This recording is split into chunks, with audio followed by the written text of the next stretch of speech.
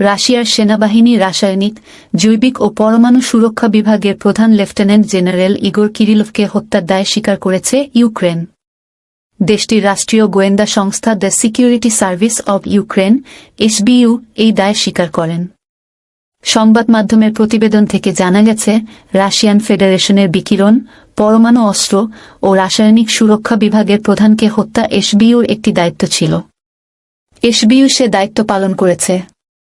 রাজধানী মস্কোর রায়াজুনিস্ক প্রসপেক্ট এলাকায় যে অ্যাপার্টমেন্টে বাস করতেন ইগোর কিরিলভ, মঙ্গলবার স্থানীয় সময় সকালে অ্যাপার্টমেন্ট ভবন থেকে বের হওয়ার সময় শক্তিশালী বোমা বিস্ফোরণে নিহত হন তিনি।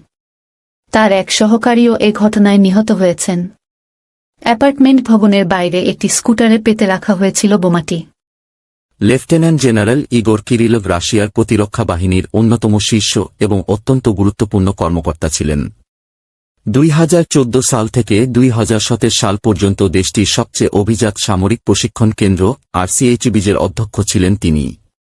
এরপর প্রতিরক্ষা বাহিনীর অ্যান্টি টেররিজম ইউনিটের প্রধান হন। এই ইউনিটের প্রধান হিসেবে দেশের অভ্যন্তরে ও বাইরে গুরুত্বপূর্ণ ভূমিকা রেখেছিলেন তিনি। 2018 থেকে 2021 সাল পর্যন্ত রুশ বাহিনীর সিরিয়া মিশনের অন্যতম জ্যেষ্ঠ কমান্ডার ছিলেন কিরিলভ। 2022 সালে রাশিয়া ইউক্রেন যুদ্ধ শুরু হওয়ার পর মস্কো ফিরে আসেন কিরিলভ। যুক্তরাষ্ট্র যে রাসায়নিক অস্ত্র উৎপাদনের জন্য ইউক্রেনে গোপনে বিনিয়োগ করছে, এই তথ্য ফাঁস করেছিলেন তিনি।